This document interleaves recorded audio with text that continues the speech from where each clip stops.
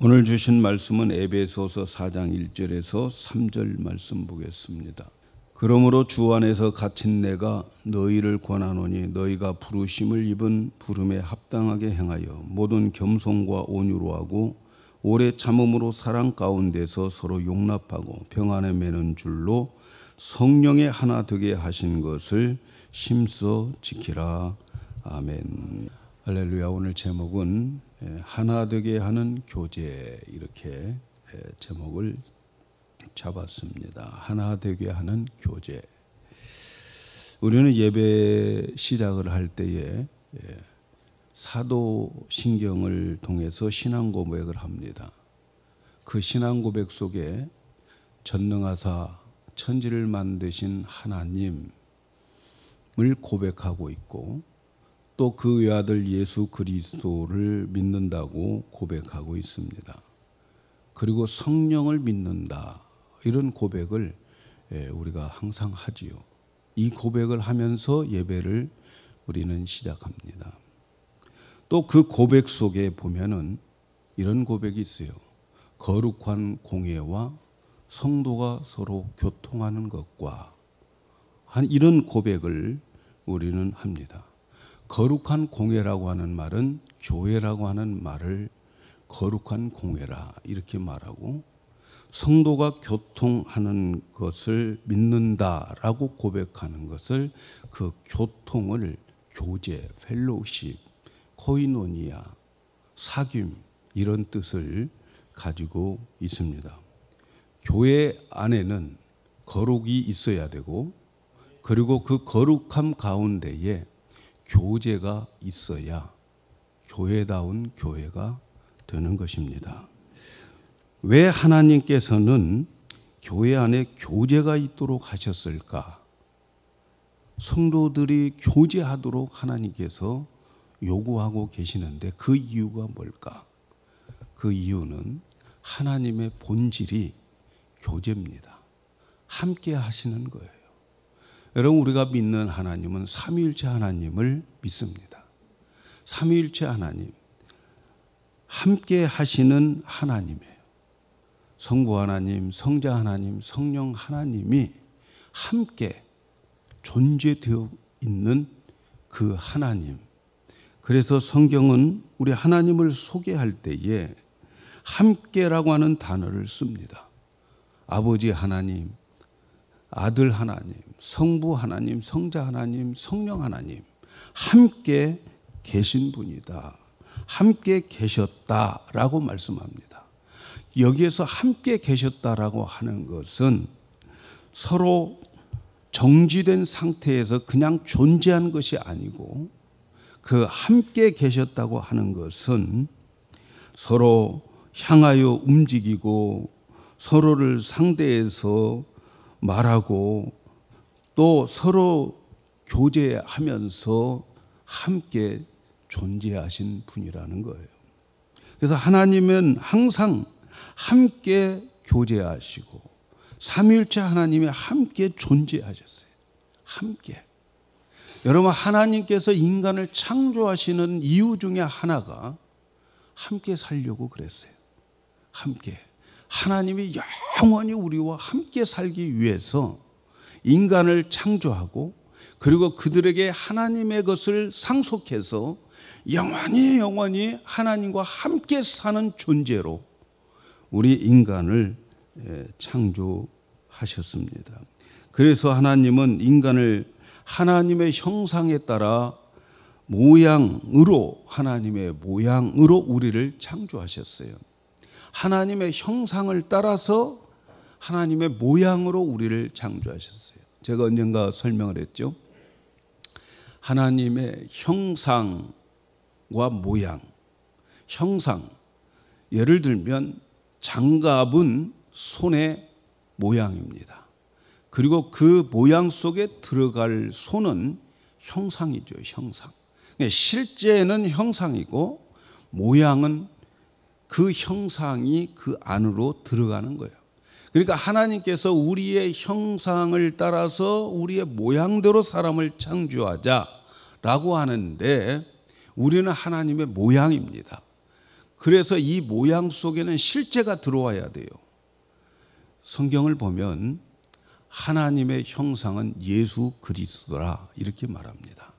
예수 그리스도, 그분을 이제 모양 속에 담기 위해서 사람을 만들었어요.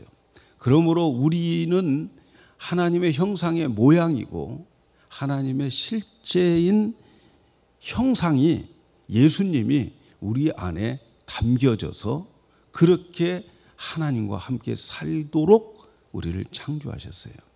그래서 우리 인간들은 모양인데 어떤 모양이냐? 하나님의 형상을 닮은 모양이에요. 그래서 하나님께서 이 세상에 예수님을 보내실 때에 예수님이 또 다른 이름을 가지고 태어나셨어요. 그 이름이 뭐냐면 임마누엘이에요. 임마누엘. 임마누엘이라고 하는 뜻은 뭐예요? 하나님이 우리와 함께 계신다라는 거예요. 그래서 예수님이 이 세상에 오신 것은 우리와 함께 계시기 위해서 이 세상에 오셨고, 그리고 저와 여러분 안에는 예수 그리스도를 모시고 계시고 임마누엘의 하나님이 우리와 함께 계시고 있는 거죠. 왜 우리 성도를 이렇게 하나님께서 불러 모아 주셨는가? 그 형상에 따라서 살도록 하기 위한 거예요. 이제 임마누엘의 이름을 가지고 계신 예수님은 이 교회를 이 땅에 세워 주셨어요. 예수님은 항상 함께 하기를 원하시는 그러한 예수님이 교회를 이 땅에 세우셨어요. 그리고 그 교회를 우리가 신앙 고백을 한 것처럼 거룩한 공회로 불려지고 있는 거죠. 그리고 그 거룩한 공회에서 성도가 교통을 하고 있다. 우리 이렇게 고백하면서 예배를 드리는 거예요. 그래서 우리가 하나님께 예배 드릴 때에 우리는 하나님께 예배 드리러 왔습니다. 이것으로 끝나면 안 되는 거예요. 우리가 고백한 것처럼 우리 교회가 성도의 교제, 성도의 교통함이 있어야 교회다운 교회가 되는 거예요. 그리고 우리의 고백이 헛되지 않는 것입니다. 이렇게 교회는 예수님의 생명을 가진 자들이 교제하는 생명의 공동체입니다. 예수님의 생명을 가지고 교제하고 사귐이 있는 공동체, 이것이 교제입니다. 그래서 교회는 예배를 드리고 그 다음에 뭐가 있어야 되냐면 펠로우십이 있어야 되는 거예요. 친교가 있어야 돼요. 사귐이 있어야 교회다운 교회가 되는 것입니다. 여러분, 우리가 예배 끝나고 친교실에 가서 식사를 같이 하는 거, 여러분 점심 제공이 아닙니다. 여러분, 그 깊은 의미가 있음을 아셔야 돼요. 그 시간은 우리가 펠로우십, 교제를 하는 시간인 것을 꼭 잊지 마시기를 바랍니다. 초대교회의 모습이, 처음 교회가 생겨질 때의 모습이 바로 이 교제가 포함되어 있어요. 초대교회 모습을 사도행전 2장 42절에 보면 저희가 사도의 가르침을 받아 떡을 떼며 서로 교제하며 떡을 떼며 기도하기에 힘썼다. 초대교회의 중심 요소는 세 가지예요. 가르침, 교제, 그리고 기도하는 거. 여러분, 우리 교회는 다른 거 다 못해도 괜찮아요. 그러나 이 세 가지는 우리 열심히 주님 오실 때까지 그런 교회가 되어야 됩니다. 그래서 예수님께서 천국 백성들을 모아 교회를 이루는 것은 교제를 통해서 영원한 천국 백성으로 여기서 길들여서 만들어 가기 위한 거예요. 교회를 세우는 목적은 영원한 천국에 가면 함께 계시는, 함께 하시는 그 하나님과 우리가 함께 살도록 만드는 곳이 교회입니다. 그래서 교회는 교제를 통해서 천국 백성으로 함께 만들어 가는 거예요. 천국의 교제를 이 땅에서 훈련시켜서 데려가기 위해서 모아놓은 그 생명체들의 공동체가 바로 교회인 거지요.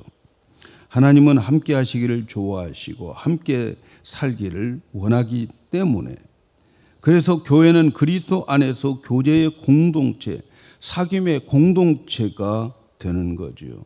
그래서 교회는 사귐이 있어야 되는 거예요. 좀 사귀세요. 예? 우리 교회는 좀 사귐이 필요한 교회입니다.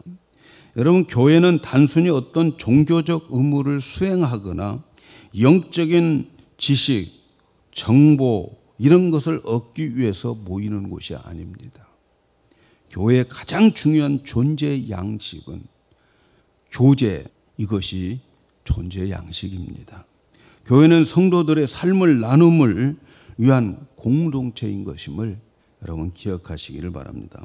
이 말을 바꾸면 이런 거예요. 쉽게 말하면 우리가 주일날 모여가지고 우리 모두 한 아버지 안에서 형제 자매인데, 형제님, 자매님 어떻게 사셨어요? 어디가 아프세요? 이렇게 서로 묻고 그리고 그들을 섬기는 거지요. 이렇게 묻고 있는 것은 섬기기 위한 거예요. 사랑으로 섬기기 위한 거예요. 그래서 여러분, 천국에 가면 전부 섬기는 자들이라는 거예요. 저희 어렸을 때에 전우사님이 주일학교 설교를 할 때 천국과 지옥을 소개하는데 이런 소개를 해요. 천국, 지옥 이런 데 가면 반찬도 똑같고 또 뭐 시간도, 먹는 시간도 다 똑같다는 거예요. 근데 손이 얼마나 긴지 한 10m 된다는 거예요. 10m. 예? 그래가지고 10m가 되는데 천국에 있는 사람들은 살이 포동포동 쪄 있는데 지옥의 사람들은 전부 말라서 굶어가지고 가죽만 남아있더라는 거죠. 왜 그런가 봤더니 천국에 있는 사람들은 그 긴 팔 가지고 밥을 떠먹을 수가 없으니까 떠가지고 앞사람 다 준다는 거예요. 서로 다 섬긴다는 거예요. 다 섬기는 거예요. 그러니까 천국에 있는 사람들은 전부가 다 살이 포동포동 다 쪄 있는데, 지옥에 있는 사람들을 보니까 식사 시간에 그 사람들은 자기 혼자 퍼서 자기 입에 쳐넣으려고, 그러다 보니까 이 차려놓은 밥들이 전부 흩어지고 하나도 자기 입에 들어가는 사람이 없더라는 거지. 그래가지고 그곳에는 전부 살이 없고 다 가죽만 남았더라. 그렇게 말씀을 해주더라고요. 여러분, 천국은 섬김의 공동체입니다. 우리가 이 땅에서 서로 사귐을 통해서 안녕하십니까? 어떻게 지내셨습니까? 뭐가 필요합니까? 이런 것들을 가지고 우리가 함께 섬기는 공동체. 그래서 교회는 교제와 사귐과 섬김이 있어야 되는 거예요. 이런 교회가 교회다운 교회가 될 줄로 믿습니다. 저는 평소 때 우리 영광교회를 생각해 보면 교제가 부족하다고 생각이 듭니다. 참 교제가 부족하다. 서로 교제의 여유가 없어 보여요. 여러분, 1년 내내 마주치면서 한 번도 인사도 안 하시는 우리 성도들, 저는 있다고 생각합니다. 그냥 보면서 보는 게 인사야. 보는 게. 한 번도 이야기를 나누지 않는 성도들이 있다고 생각해요. 서로 인사도 안 하고 말도 안 하고 그냥 보는 것으로 끝나는 거죠. 교제가 너무 없어요. 늘 친교 시간에 똑같은 분들, 똑같은 자리에서 식사를 하고 있어요. 그래서 늘 제가 고민하고 있어요. 이 식탁을 원탁으로 바꿀까? 좀 교제가 있어야 되는데 우리 교회는 교제가 빈약합니다. 식사 후에 차도 마시라고 커피, 차도 마련해 놓았지만, 그 보니까 커피, 차도 준비해 놓았지만 커피 타가지고 그냥 다시 앉은 게 아니고 들고 나가셔요. 다. 집으로 향합니다. 타가지고 집으로. 교제가 없어요, 우리 교회는. 식사 때도 말도 없고 조용해요. 그냥 좀 식사 때 좀 떠들면서 좀 하시면 좋겠어요. 말도 없고 초상집 같은 분위기. 잔치집이네. 아니 반찬 많은데 우리 교회. 돌아다녀 보면 우리 교회만큼 반찬 많은 교회 별로 많지 않습니다, 여러분. 우리는 뭐 거의 뷔페식이잖아요. 매주일. 예? 매주일 뷔페식이 얼마나 감사합니까? 잔치집 분위기를 좀 오늘부터 내시기를 부탁을 드립니다. 친교 시간에 인색하다는 생각 참 많이 듭니다. 그래서 오늘은 우리가 함께 야외에 나가서 더 깊은 사귐을 가지기 위해서 밖으로 나가는 거예요. 그럼 밖으로 나가는 거 여러분들은 쉽지만 준비하는 분들은 많은 것 해야 됩니다. 많은 것 해야 돼요. 예. 그래서 제가 생각을 하여튼 갈 때마다 사실 그런 생각을 해요. 내년에는 야외를 11시 예배 드리고 가야지. 9시 예배 드리면 보시다시피 많이 안 참석해요. 참석을 하지 않아요. 그래서 내년부터는 11시 예배 그대로 드리고 그리고 가서 바베큐 해먹고 그리고 시간 나면 뭐 해도 긴데 뭐 8시 돼도 훤하잖아요. 좀 놀다 오고 그랬으면 좋겠다. 그런 생각을 해봅니다. 아마도 내년에는 좀 바뀌지 않겠나 그런 생각을 해봅니다. 야외가 중요한 게 아니고 예배가 중요하거든요. 그래서 제가 도대체 강조하잖아요. 야외가 중요한 게 아니다. 예배 빠지지 말자고 예배 드리고 가자는 거예요. 정성껏 예배 드리고 우리가 해야 할 일 똑같이 하고 똑같이 예배 드리고 가자 하는 마음에서 여러분에게 그렇게 강조를 하는데 야외에 가기 싫다고 안 나오면은 이건 뭔가 잘못된 거지요. 오늘 우리가 야외에 가는 거 교제에 더 힘쓰고 그래서 더 깊은 사귐을 위해서 가는 거예요. 제발 야외에 나가는 거 내 체질도 아니고 내가 좋아하지 않는 것이라고 생각하면서 피하지 않기를 바랍니다. 우리는 교제에 힘써야 됩니다. 그것은 곧 천국 생활에 익숙한 자로 만들어지는 과정입니다. 교제가 없으면 신앙이 절대로 자랄 수 없습니다. 절대로 안 자라요. 오늘 말씀을 보면 우리가 어떻게 하면 아름다운 교제를 나눌 수 있는가를 설명하고 있어요. 오늘 말씀을 보면 하나님의 부르심을 받은 자들이라고 우리를 소개하고 있어요. 하나님으로부터 부르심을 받은 자들. 우리가 예수를 믿고 구원을 받는 순간 성령께서 우리를 한 가족으로 불러 모아 주셨어요. 우리는 한 하나님, 한 주님, 예수 안에서 한 믿음의 가족이 되었습니다. 그래서 성령 안에서 하나됨을 힘써 지켜야 된다. 여러분 하나 되려고 하는 게 아니고 하나 되어진 것을 지키는 거예요. 하나 되게 해주세요가 아니고 하나 되어진 것을 지켜야 되는 거예요. 하나 되어진 것을 지키는 길이 교제입니다. 친교입니다. 이 코이노니아가 없으면 하나가 될 수가 없어요. 교제가 있어야 되는 겁니다. 우리가 알아야 될 것은 그리스도인이 되어서 한 가족이 되었다는 것은 자동적으로 화평한 교제가 보장된 게 아니라는 거예요. 여러분 우리의 교제를 화평하게 사탄은 놔두지 않습니다. 이 교제를 우리가 인격적인 노력으로 여전히 노력을 해야 되는 거예요.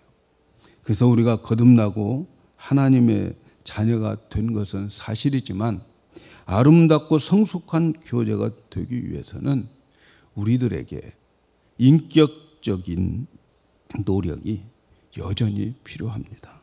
다시 말하면 아름다운 교제를 위해서 다음과 같은 교제의 덕목들을 우리가 발휘해야 됩니다.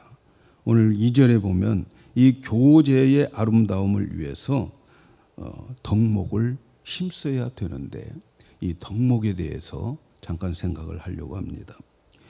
이 아름다운 교제의 덕목 4가지가 나오는데 이 4가지가 두 짝씩 짝을 이루고 가르쳐주고 있어요. 우리가 아름다운 교제를 하려면 첫째는 겸손과 온유라 이렇게 말씀해요. 모든 겸손과 온유로 하고 오래 참음과 사랑 가운데 서로 용납하고 이렇게 말씀해요.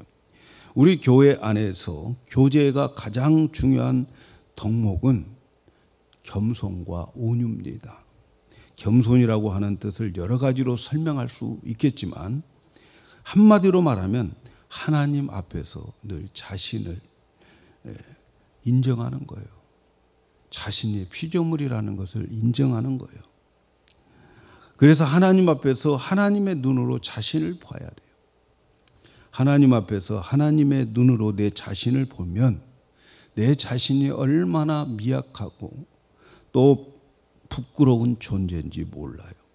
내 자신이 얼마나 큰 죄인인지를 발견하게 되어 있습니다. 그러면 내가 그렇게 큰 죄인이고 내가 그렇게 미약하고 내가 그러한 하나님 앞에서 정말 볼품없는 그러한 존재다라고 하는 것을 생각해 보면 감히 남을 판단할 여유가 없어요. 그리고 자신을 향해서 너나 잘해라 이렇게 외쳐지게 되어 있습니다. 남들을 볼 때에 판단하고 그런 게 아니고 내 자신이 너무 추악해서 내 자신이 너무 연약해서 남 볼 시간 없고 하나님의 긍휼을 구할 수밖에 없습니다. 그런데 하나님 앞에서 자신을 보지 않고 다른 사람과 나를 비교해 보면 내가 잘난 것 같고 내가 착한 것 같이 보입니다. 그래서 바리새인처럼 하나님이여 저 세리와 같지 않음을 감사합니다. 그런 기도를 하는 거죠.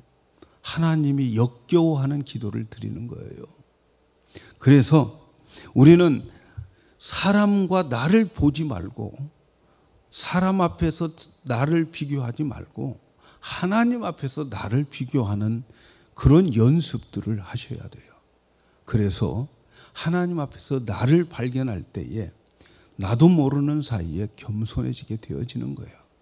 여러분, 내가 겸손해지려고 노력하는 건 겸손이 아니에요. 그건 어떤 면으로 보면 고등교만입니다. 하나님은 겸손한 자에게 복 주시니까 내가 겸손해야지 하고 겸손한 채 하는 것은 더 큰 교만인 것을 아셔야 돼요. 다른 게 없어요. 하나님 앞에서 나를 보시면 됩니다. 그러면 나도 모르는 사이에 겸손이 내게 나오게 되어 있어요. 그 다음에 겸손을 그냥 겸손이라고 말하지 않고 모든 겸손이라 이렇게 말합니다. 모든 겸손이라고 하는 말은 모든 상황, 모든 곳, 모든 자리에서 겸손에 힘쓸 것을 말씀하고 있습니다. 교회 안에서 겸손하지 않으면 여러분 우리는 아름다운 교제를 할 수가 없어요. 겸손할 때에 교제가 아름다워지는 거예요. 또 한 가지 그 겸손과 함께 등장하는 말이 온유예요. 겸손과 온유로 하라. 온유라고 하는 말은 본래 굉장한 힘과 어떤 그 능력을 가지고 있는데 그 힘을 잘 조절해 가지고 어떤 일정한 방향을 향해서 나타나는 상태를 온유라 이렇게 말합니다. 그래서 온유하지 못한다라고 하는 것은 자기의 힘을 조정하는 능력이 없다는 거죠. 조절하는 능력이 없어서 폭발하는 것을 말하는. 그러니까 온유 반대는 폭발입니다. 폭발. 온유의 반대는 폭발이에요. 화를 잘 내고 성질 잘 내고 자기 기질을 잘 표현하는 것 온유 반대입니다. 온유 반대. 예수님은 나는 온유하고 겸손하다 이렇게 말씀하셨어요. 예수님은 전지전능하신 분이에요. 이 우주와 만물을 창조하신 분입니다. 그분은 이 땅을 모든 사람을 심판하는 그 자리에 계신 분입니다. 많은 사람들이 예수님을 무시하고 모욕하고 마침내 십자가에 못 박아 죽이시는데도 너 십자가에서 내려와, 그러면 우리가 믿을 게 능력이 있음에도 불구하고 그 능력을 예수님은 아무 때나 발산하지 않았어요. 잘 조절하셨어요. 우리를 구원하는 데 사용하셨어요. 아름다운 교제는 폭발하지 않고 성질내지 않고 자기 자신을 잘 조절되어질 때에 그때 되어지는 거예요. 여러분, 교회에는 온유한 분이 많아야 됩니다. 우리 교회는 비교적 온유한 분이 너무 많아서 감사합니다. 감사를 드리는데 온유한 분이 많아야 돼요. 여러분, 10번 잘하고 1번 화내면 그 사람 잃어버립니다. 잃어버려요. 그러니까 여러분 끝까지 온유를 할 수 있도록 그렇게 힘쓰시기를 바랍니다. 온유의 덕목이 오늘 발휘되는 야유회가 되기를 축복합니다. 두 번째는 오래 참음의 사랑과 용납입니다. 우리에게 화평이 깨지는 이유는 참지 못해서 그러는 거예요. 그리고 서로 용납하지 못함에 있습니다. 기독교는 사랑을 말하는 거예요. 사랑이 뭡니까? 사랑이 무엇냐고 물으신다면 눈물의 씨앗이라고 말할 것입니까? 여러분, 기독교의 사랑은 인내입니다. 사랑은 언제나 오래 참고, 사랑은 언제나 온유하고, 사랑은 시기하지 않고 자랑하지 않고, 이렇게 고린도전서 13장에서 사랑에 대해서 말하면서 사랑은 언제나 오래 참고 시작해서 마지막에 가서 모든 것을 참으며 모든 것을 견디느니라. 여러분, 사랑은 다른 게 아니에요. 참는 것이 사랑입니다, 여러분. 사랑은 감정의 씨앗도 아니에요, 여러분. 눈물의 씨앗도 아니에요. 참는 거예요. 오래 참는 거예요. 아름다운 공동체는 참는 자들이 많아서 아름다운 거예요. 많은 분들이 우리 영광교회를 이렇게 보면서 저한테 그런 말을 해요. 영광교회는 참 좋은 분들이 많은 것 같다고 그렇게 저한테 많이 칭찬을 해줍니다. 여러분, 우리 교회가 왜 그럴까요? 우리에게 눈이 없습니까? 귀가 없습니까? 생각이 없겠습니까? 다 있지만요. 서로 참고 인내하고 삼키고, 그리고 제가 늘 주장하는 선악과를 먹지 않는 분이 많이 있기 때문이라고 저는 믿습니다. 아름다운 교제를 위해서 우리가 참는 것으로, 그것으로만 부족해요. 참는다고 다가 아니에요. 참으면서 속에는 말이죠, 미움이 가득 차 있다면 그건 진정한 교제가 아니에요. 참으면서 너는 내가 언제까지 참는가 보자 그러고 있다면 그건 교제 이루어질 수가 없어요. 그래서 참는 것과 오래 참은 것, 용납이라고 하는 말을 같이 쓰고 있는 거예요. 여러분, 오래 참으면서 마음의 미움과 시기 이런 것으로 가득 차 있으면 교제가 안 돼요. 참으면서 그 참는 대상을 용납해야 되는 거예요. 용납이라고 하는 것이 뭡니까? 용납이라고 하는 것은 그 사람 있는 그 모습 그대로 받아들이는 거예요. 그것이 용납입니다.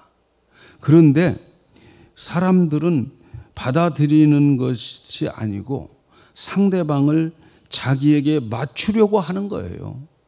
상대방 나에게 맞추려고 해요. 그래서 저 사람이 좀 이렇게 좀 해줬으면 좋겠다, 그렇게 생각이 들어서 저 사람 이 점만 고쳐주면 참 좋겠다라는 생각이 들어서 그 사람 가르쳐 주려고 하는 거예요.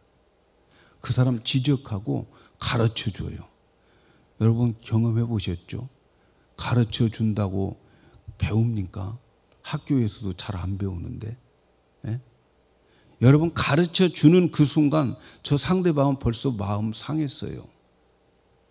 좀 이렇게 좀 해줘, 이렇게 해야 되지 않아?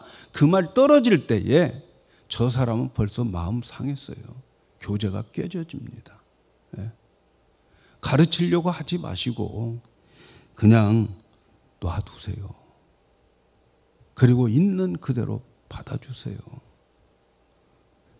하나님이 고치기에 그대로 받아주세요, 여러분. 주위에 누가 뭐 고친다고 잔소리한다고 되는 거 봤습니까? 저도 하나님께 여러분에게 할 말하고 하나님께 맡기는 거예요. 맡기는 거예요. 하나님이 알아서 하세요. 하나님이 사랑한 사람 아닙니까? 하나님이 알아서 하셔야 되는 거예요. 그냥 있는 그대로 받아주는 연습을 하십시다. 로마서 15장 17절에 보면 그러므로 그리스도께서 우리를 받아 하나님께 영광을 돌리심과 같이 너희도 서로 받으라. 그렇게 말씀하셨어요. 하나님이 우리 있는 이 모습, 내 모습 이대로 받으셨다면 너희도 그대로 있는 모습, 형제의 그 모습 그대로 받아주리라. 거기에 교제가 있는 거라. 거기에 화목한 교제가 있다는 거죠. 예수님이 우리를 있는 그대로 받아들여서 하나님께 영광을 돌렸다면 우리도 우리 주위에 있는 사람들 있는 그대로 받아서 영광 돌리고 아닌 것 같으면 내가 하나님께 기도해 주는 거, 이게 진짜 교회 아닐까요, 여러분? 저는 갈수록 하나님이 저에게 위로를 참 많이 해요. 너의 너됨으로 살아라. 이렇게 주님이 저에게 많이 위로해 주셔요. 너의 너됨이 따로 있다. 많은 책을 읽고 많은 것을 제가 대하지만 그러나 결국 하나님은 저에게 요구하는 것은 너의 설교 네 것 해라. 그런 말씀 참 많이 듣습니다. 저는 뭐 그냥 생긴 대로 해요, 여러분. 그냥 주시는 대로 내 것으로 만들어서 그냥 제가 설교를 하고, 교회도 너에 맞게 사람들, 너에 맞는 사람들 보내줄 테니까 뭐 큰 교회 부활할 것도 없고 있는 그대로 받아들이면 하나님 영광을 받으신다. 저는 이렇게 믿습니다. 여러분, 예수님이 탕자 비유 말씀하셨죠.